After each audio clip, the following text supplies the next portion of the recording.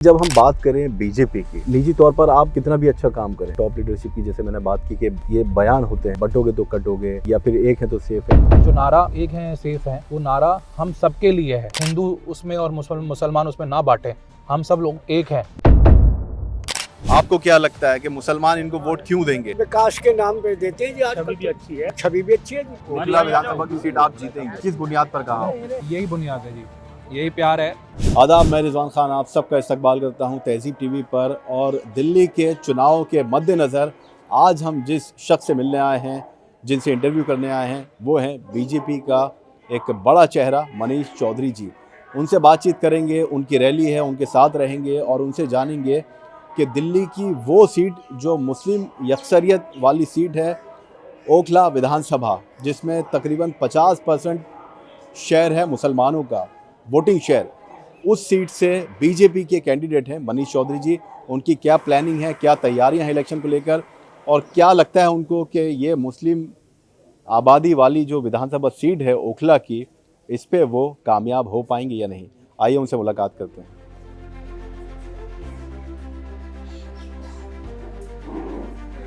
कैसे हैं आदाब मनीष जी, ये लगा लीजिए। तो ये हैं मनीष चौधरी जी, बीजेपी का ओखला विधानसभा सीट से बड़ा चेहरा, और कैसी तैयारियां चल रही हैं ये सब जानने के लिए हम आपके पास आए हैं। मैं आपको ये बता दूं, भले ये बीजेपी से ताल्लुक़ रखते हैं, मुसलमान बीजेपी को वोट देने से थोड़ा सा कतराता है, लेकिन इनकी छवि बिल्कुल साफ़ सुथरी है, बहुत अच्छी छवि है मुसलमानों के बीच में। और यही वजह है कि हम इनसे मिलने के लिए आए हैं। इनकी तैयारियों पर बात करेंगे, क्या कहना चाहते हैं ओखला की आवाम से, ये सारी बात करेंगे। फ़िलहाल इनकी रैली है, तो इनकी रैली में साथ में हम चलेंगे आपके साथ, अगर आपकी इजाज़त हो, और देखेंगे कि कैसे रैली करते हैं और आपकी क्या क्या तैयारी है, इस पर बात करेंगे। चलें जी, आइए। तो मनीष जी, कैसी तैयारियां चल रही हैं आपकी? तैयारी बहुत अच्छी चल रही है और लोगों का बहुत समर्थन मिल रहा है मुझे बहुत समर्थन मिल रहा है। लोग जो है चाह रहे हैं कि जो एरिया में काम कर सके, डेवलपमेंट कर सके, जो 10 साल में दिल्ली सरकार ने नहीं किया, लोग मुझसे उम्मीद लगाकर बैठे हैं। लोगों को पता है कि मेरा जो भी मैंने सरिता विहार में काम किए हैं, अपने वार्ड में इन 12-13 सालों में काम किए हैं, जो 3 इलेक्शन जिता के भेजा है, उनको मालूम है मनीष काम करने वाला व्यक्ति है। जैसा सरिता विहार वार्ड में काम किया है, वैसा ही पूरी ओखला विधानसभा को सरिता विहार की तरह चमका के हम जो है चैन लेंगे। अच्छा, ये भी मैं सबको बता दूं, अपने दर्शकों को, कि मनीष चौधरी जी की पत्नी जो वो फ़िलहाल 3 बार से सरिता विहार वार्ड से काउंसलर रह चुकी हैं, बहुत अच्छा काम किया है। यही कारण है कि वो 3 बार लगातार पार्षद चुनी गई और बहुत अच्छा काम करके उन्होंने लोगों को दिखाया। तो कहाँ से शुरुआत करेंगे? आइए जी, अभी हम यहाँ से मदनपुर खदर जे कॉलोनी में हमारा डोर टू डोर है जी, और आप हमारे साथ डोर टू डोर में चलेंगे। आइए चलते जी। तो गाड़ी में बैठ के मनीष जी से और भी बातें करेंगे। ओखला विधानसभा को ये कितना जानते हैं, क्या इनके मुद्दे हैं जो जनता के बीच लेकर जाएंगे, ये सारी बातें होंगी। जी, आइए जी, बैठिए सर।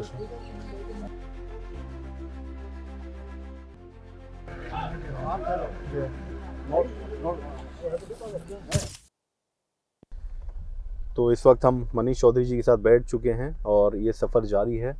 अभी ये एक डोर टू डोर कैंपेन करने के लिए जा रहे हैं। मदनपुर खादर जा रहे हैं आप? हाँ, मदनपुर खादर जी, ईस्ट वार्ड में। अच्छा, हम बात करें, क्योंकि ये बड़ा चुनाव है और ओखला एक बड़ी सीट है, दिल्ली की एक ऐसी विधानसभा सीट है जो सबसे ज़्यादा मुस्लिम आबादी वाली सीट है। ऐसे में आप कौन से मुद्दे लेकर, या मैं आपसे ये पूछूं कि ओखला का ऐसा कौन सा, वैसे तो बहुत सारे मुद्दे हैं जिससे आवाम परेशान है, लेकिन कौन सा आपके मुताबिक, क्योंकि आप घूम रहे हैं, सैर कर रहे हैं ओखला विधानसभा की, लोगों से जाके मिल रहे हैं, एक सबसे बड़ा मुद्दा क्या है जो आपको लगा कि ये सबसे जल्द जीतने के बाद, अगर आप जीते तो तुरंत इसको रिजॉल्व करना चाहिए? देखिए, सबसे बड़ा मुद्दा क्या है, इस रोड पे चल रहे हैं हम। ये रोड जो है विधायक जी के अंडर आता है, और आप इस रोड की कंडीशन देख लीजिए कि क्या कंडीशन है। आप जो है ठीक से इधर राइट में आप यहाँ पे जो है, मुझे लग रहा है ठीक से शूट भी नहीं कर पा रहे हो कि इतना बुरा हाल है। और मेरा जो सबसे बड़ा यहाँ पर जो काम करने का और जो सबसे बड़ा मुद्दा है, वो ये सड़कें, टूटी हुई सड़कें, बहता हुआ सीवर का गंदा पानी, और जो लोग गंदा पानी पीने पे मजबूर हो रहे हैं, जो लोग बोर का जो ग्राउंड वाटर है उसको पीने पे मजबूर हो रहे हैं, जिसका TDS यहाँ पर 2400-2500 से कहीं कम नहीं है। जो लोग पानी की बोतलें खरीद कर एक गरीब परिवार, एक मध्यम परिवार खरीद के पीता है, हर रोज़ वो 100 रुपये कम से कम पानी के ऊपर खर्च करता है, हज़ारों रुपये जो है वो महीने पे पानी पे खरीद के पीता है। मेरा मुद्दा है कि जो लाखों रुपए देकर बिजली के मीटर लगा रहे हैं, जिनको बिजली का कनेक्शन तक नहीं मिल रहा, पैसे देकर उनको जो है रिश्वत देकर मीटर लगाने पड़ रहे हैं। आज ओखला में और ख़ास तौर पे ओखला के अंदर जामिया नगर, शाहीन बाग, अबुल फजल, बटला हाउस की तरफ जो लोग कोई मकान बनाता है उसके मकान पर जो है केस कर उनके मकान को तोड़वा दिया जाता है और पैसे लेकर उनको जो है ब्लैकमेल किया जाता है। ऐसे माफियाओं से मेरा जो है इलेक्शन है, मेरी जो है चुनाव में लड़ाई है और मेरा बस एक ही जो है यहाँ पर जो जिससे भी मेरी फ़ाइट है वो मेरे यहाँ के ओखला के डेवलपमेंट को लेकर फ़ाइट है। अच्छा, यानी विकास के मुद्दों को लेकर आप जनता के बीच जा रहे हैं जी। जो आपने कहा कि यहाँ के लोगों के लिए पीने का साफ़ पानी मुहैया नहीं है, या सड़कों की बात आपने की, या हम भी देखते हैं, या इसके अलावा भी बहुत सारे मुद्दे हैं, जैसे कूड़ा या नालों का पानी बारिश में देखें तो जगह जगह सड़कों पर आ जाता है, गलियों में आ जाता है, लोगों को चलने की जगह नहीं होती है। ये सब क्योंकि आप भी यहाँ के रहने वाले हैं, आप भी देखते आए हैं ज़माने से। 10 साल हो गए जो करंट MLA हैं अमानुल्लाह खान साहब, क्या लगता है आपको, कुछ काम किया या बिल्कुल ही काम नहीं किया, अगर मैं ये पूछूं? यहाँ पर बढ़ती हुई जो है जो बेरोज़गारी है, जो हमारे युवा साथी, मेरे भाई जो बेरोज़गार घूम रहे हैं, उनको जो है कहीं ना कहीं रोज़गार के लिए लड़ाई हमें लड़नी है, उनको रोज़गार दिलाना है। यहाँ पर अच्छे इंस्टीट्यूट हों, अच्छे कॉलेज हों, अच्छे स्कूल हों।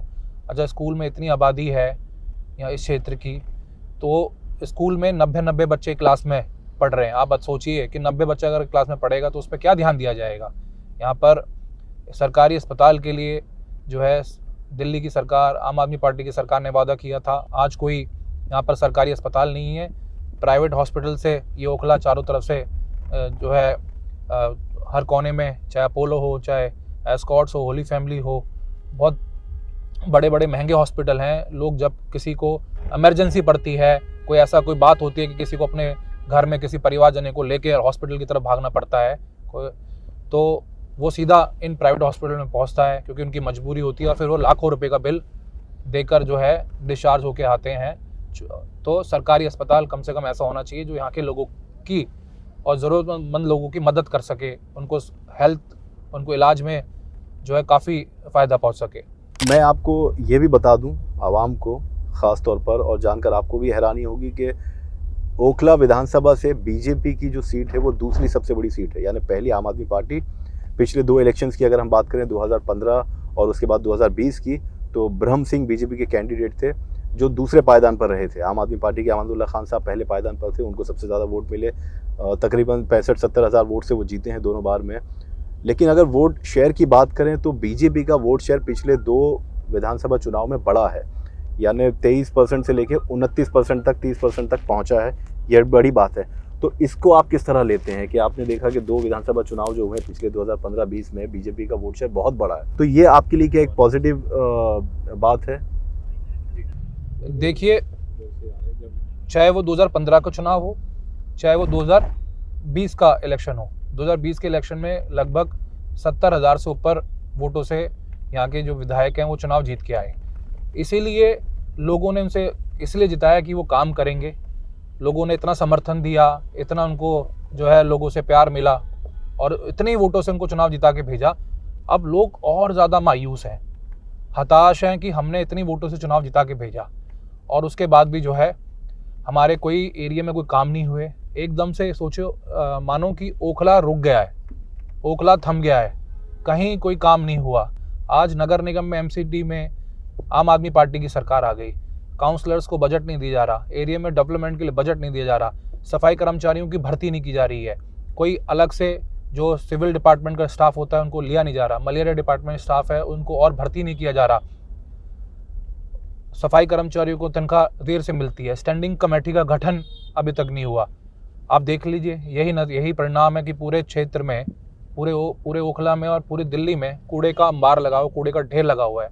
जो कंपनी कूड़ा उठाती थी उसका टेंडर खत्म हुए आज जो है 2 साल हो गए हैं। अब जिस कंपनी का टेंडर खत्म हो गया हो, कूड़े उठाने वाली कंपनी का, उसको 2 साल से बार बार हर महीने जो है उसको दोबारा से जो है रिन्यू कर दिया जाता है 1 महीने के लिए। वो क्या काम करेगी? ना उनके ऑटो टिपर हैं, ना उनके पास कोई बिन गाइड्स हैं, ना उनके पास डस्टबिन है, ना उनके पास ढलाव में FCTS लगाने के लिए पैसा है।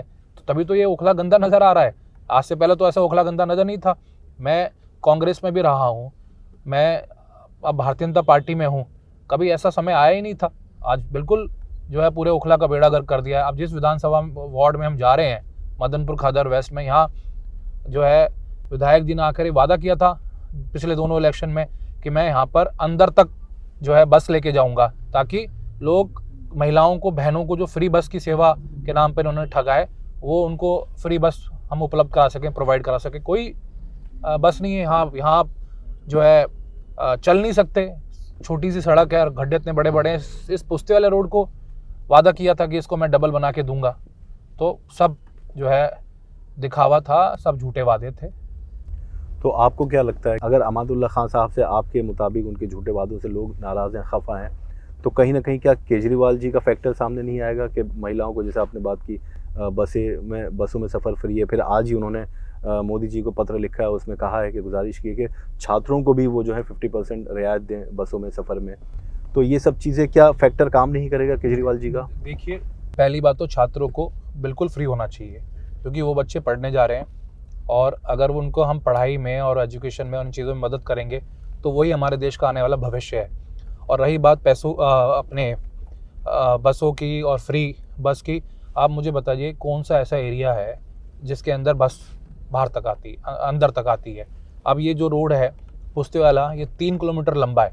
3 किलोमीटर में लोग जो है या तो ऑटो रिक्शे से या रिक्शे से पैसा देकर आकर बाहर बस में बैठते हैं। तो एक तो ये फ्री जो बस महिलाओं के लिए, ये बात ही ख़त्म हो जाती है।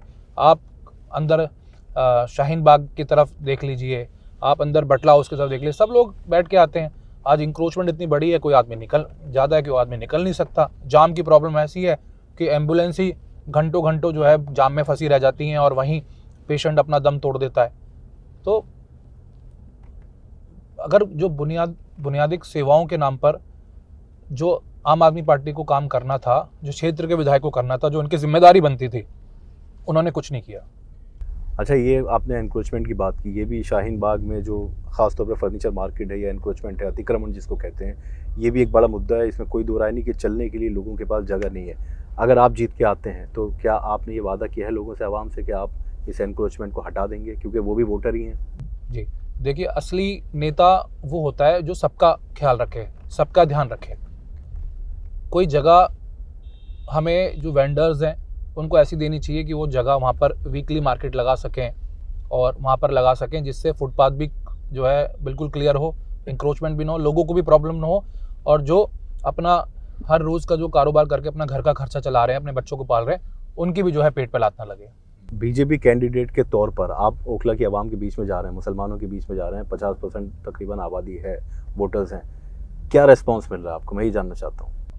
देखिए, मैं इस क्षेत्र में मैंने यहीं जन्म लिया है, मैं यहीं का रहने वाला हूँ। मैं अपने क्षेत्र में अपने जो है मुस्लिम भाइयों के बीच में, मेरे जो मुस्लिम हमारा समाज है, मैं उनके बीच में जा रहा हूँ, और मुझे मतलब उम्मीद से बढ़कर मुझे सपोर्ट मिल रहा है। वो सब जानते हैं कि भाई मनीष काम करने वाला व्यक्ति है, मनीष अगर काम करेगा तो हमें, हमारे क्षेत्र में जितनी भी ये समस्या चल रही हैं, जितनी भी प्रॉब्लम है, एक मनीष ही है जो काम करने वाला व्यक्ति है। सरिता विहार मॉडल है। हम पूरे ओखला को ऐसे ही साफ़ सुथरा करके देंगे जैसे सरिता विहार की सारी पॉकेट्स को हमने साफ़ सुथरा बनाया, सारे एरिया को हमने साफ़ सुथरा बनाया। आज हमने जो मेरे वार्ड में तैमूर नगर गांव आता है, खिदराबाद गांव आता है, मसीगढ़ गांव आता है, जसोला गांव आता है, आप देखिए जाकर, सारी गलियां बन चुकी हैं, सारी गलियों में प्रॉपर सफाई होती है, सारे इंतज़ाम हैं। तो मुझे सब जगह, हर वर्ग में, और ख़ास तौर पे जो है हमारे मुस्लिम भाइयों से इतना सपोर्ट मिल रहा है, इतने सारे लोग मेरे पास आ रहे हैं, मुझे अपना समर्थन दे रहे हैं, क्योंकि उनको मालूम है मनीष हर चीज़ से हटकर सिर्फ काम कराना जानता है। और हम कभी भी आते हैं मनीष के पास, ये मैं नहीं बोल रहा, आप किसी से भी पूछ सकते हैं, कोई भी मेरे घर आता है और ख़ास तौर पर हमारे मुस्लिम समाज से, तो उनको पूरा सम्मान, उनको पूरी इज्जत और उनका काम यहाँ पर किया जाता है।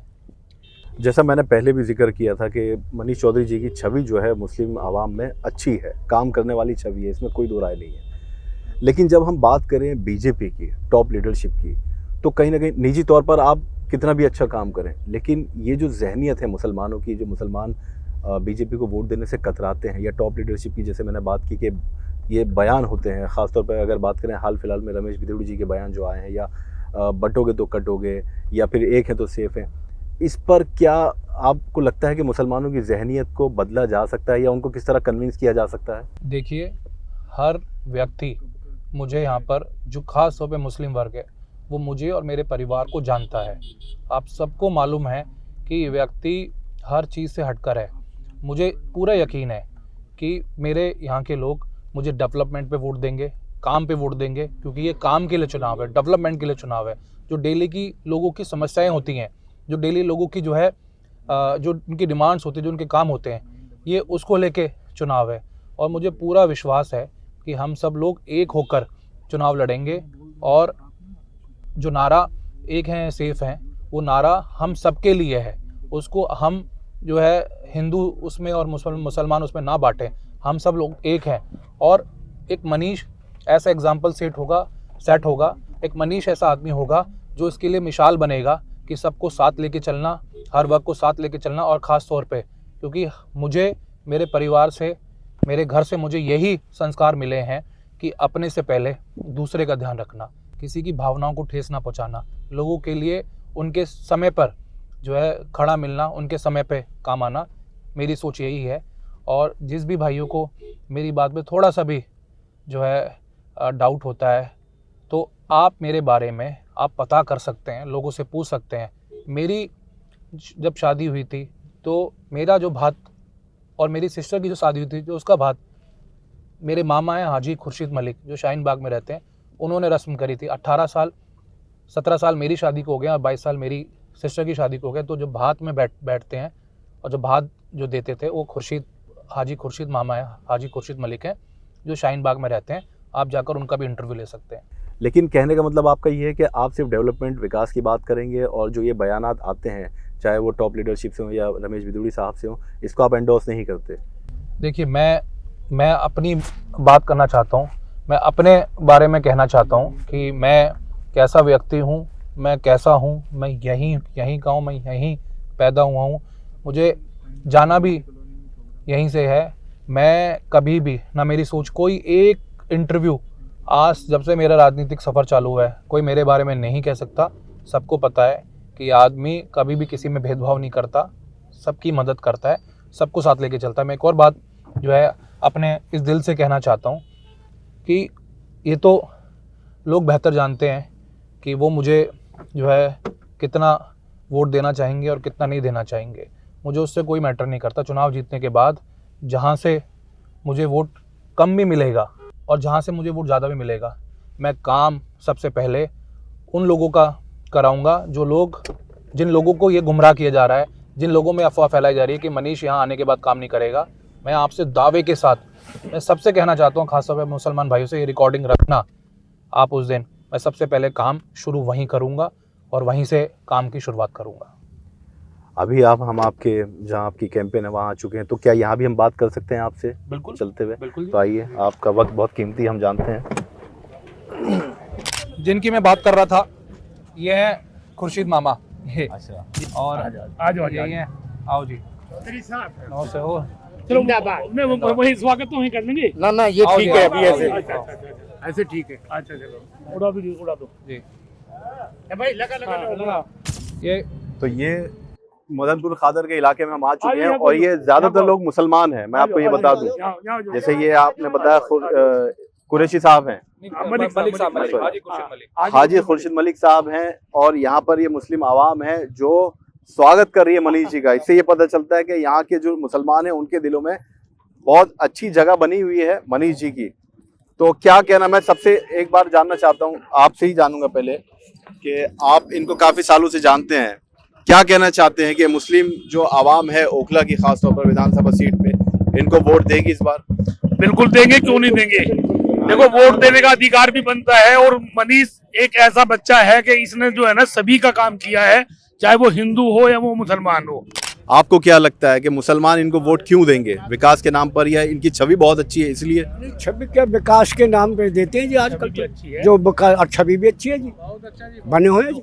हाँ जी, तो ये मदनपुर खादर के लोग हैं जो वाकई ये दावा भी कर रहे हैं। अच्छा, ये भी जानना चाहेंगे आ जाओ, आपसे आ जाओ ना, कि भाई साहब आपने ये दावा भी किया है समझो तो, आ जाओ ना, आ जाओ, कि आ जाओ, आ जाओ, 100% दावा के साथ आपने कहा है कि ओखला विधानसभा की सीट आप जीतेंगे। किस बुनियाद पर कहा आपने? यही बुनियाद है जी, यही प्यार है। और मैं दिल्ली में मिसाल बनेगी ये सीट कि यहाँ पर हिंदू भाइयों ने भी मिलकर और मुसलमान भाइयों ने भी मिलकर भारतीय जनता पार्टी के उस कैंडिडेट को चुनाव जिताया है। और मतलब पार्टी लाइन से भी हटकर उन्होंने मनीष को वोट कराया, क्योंकि वो मुझे जानते हैं, मैं यहीं पैदा हुआ हूँ। वो मुझे बचपन से जानते हैं, उन्होंने मुझे बचपन से बड़ा होते देखा है। उनको पता है कि मनीष कभी भी फर्क नहीं समझ सकता। आइए, क्या कार्यक्रम है आपका, आप उसको करिए पूरा, फिर हम। यहाँ से फिर आगे हमारा डोर टू डोर है। अच्छा, बीच बीच में बात करते रहेंगे आपसे भी। मैंने खा लिया। थोड़ा सा करवाओ। मनीष भाई जिंदाबाद, मनीष भाई। आप देख ही रहे होंगे कि लोगों का प्यार, लोग मुझे प्यार इसलिए तो दे ही रहे हैं क्योंकि वो मुझे जानते हैं, मेरे बारे में जानते हैं। वो मुझे इसलिए भी प्यार दे रहे हैं कि उनको दिख रही है मुझ में उम्मीद।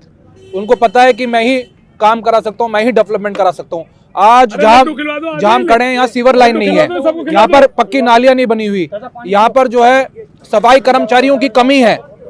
इतना बड़ा एरिया है कि मात्र 80 सफाई कर्मचारी हैं, और यहाँ पर पीने के पानी की सबसे बड़ी समस्या है। यहाँ पर इतनी लैंड खाली पड़ी हुई है, यहाँ पर एक बहुत बड़ा हॉस्पिटल बन सकता था जो पूरे ओखला के लिए जो है उनके लिए जो मध्यम परिवार हैं उनके लिए यहाँ पर बहुत सहायता मिल सकती है उनके इलाज में, लेकिन ऐसी कोई चीज़ें यहाँ पर नहीं हुई।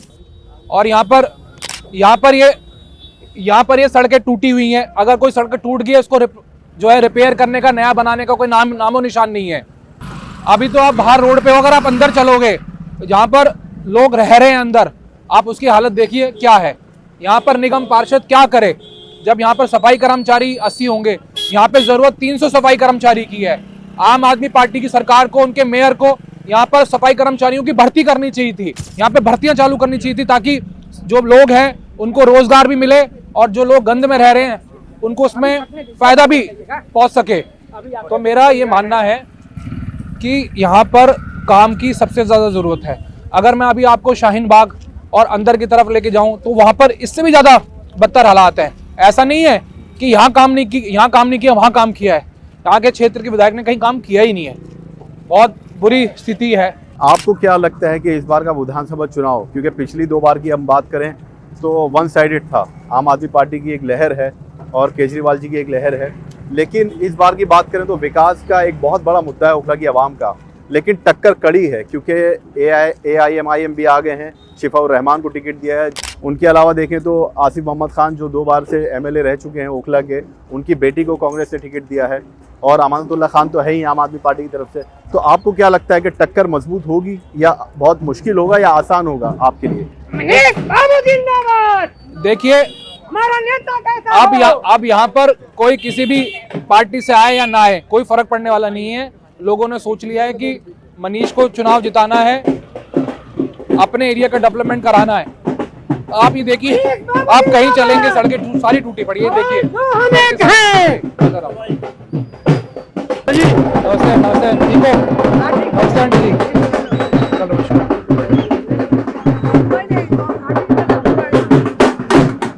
आप यहाँ घूम ही रहे हैं मेरे साथ, आदमी चल नहीं पा रहा, गंदगी में रहने के लिए मजबूर है।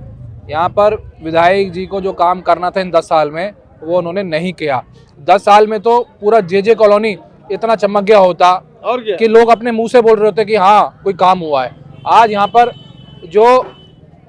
जहाँ चीज़ 10 साल पहले थम गई थी, आज भी 10 साल तक वो चीज़ वहीं थमी पड़ी है। ना सड़कें, ना पानी, ना अच्छा स्कूल, ना हॉस्पिटल, ना मोहल्ला क्लिनिक, ना कोई डिस्पेंसरी, ना जच्चा बच्चा केंद्र, कुछ नहीं है यहाँ पर।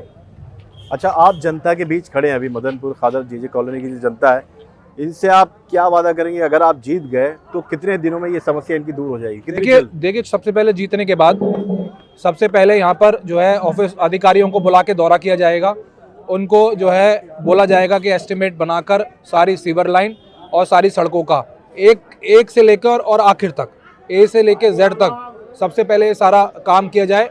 क्योंकि मेरी प्राथमिकता रहेगी कि जहाँ पर लोग ज़्यादा परेशान हैं, जहाँ पर काम नहीं हुए, ऐसी जगहों पे काम कराना है। और वो पूरे ओखला में सिर्फ ये जेजे कॉलोनी नहीं है, 5 वार्डों में ये स्थिति बनी हुई है, 5 वार्डों में ये स्थिति बनी हुई है। आइए।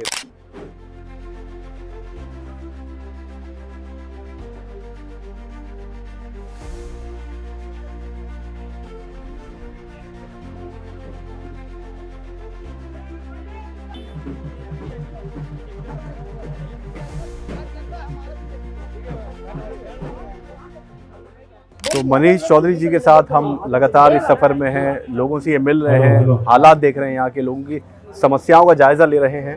अब 1-2 सवाल और करेंगे आखिर में आपसे, फिर हम इजाज़त लेंगे क्योंकि आपका वक्त बहुत कीमती है। ये जानना चाहेंगे कि ओखला विधानसभा की अगर बात करें तो आपके मुताबिक 3 कैंडिडेट हैं आपके सामने जो मजबूत लोग कह रहे हैं कि हो सकते हैं। अहमदुल्ला खान साहब हैं आम आदमी पार्टी के जो करंट एमएलए हैं, अरीबा खान है जिनको कांग्रेस से टिकट मिला है, और AIMIM से शिफाउर रहमान साहब है। आपको क्या लगता है तीनों में सबसे मजबूत कौन है, या कोई भी नहीं है, या वोट बटेंगे तो आपको फ़ायदा हो सकता है?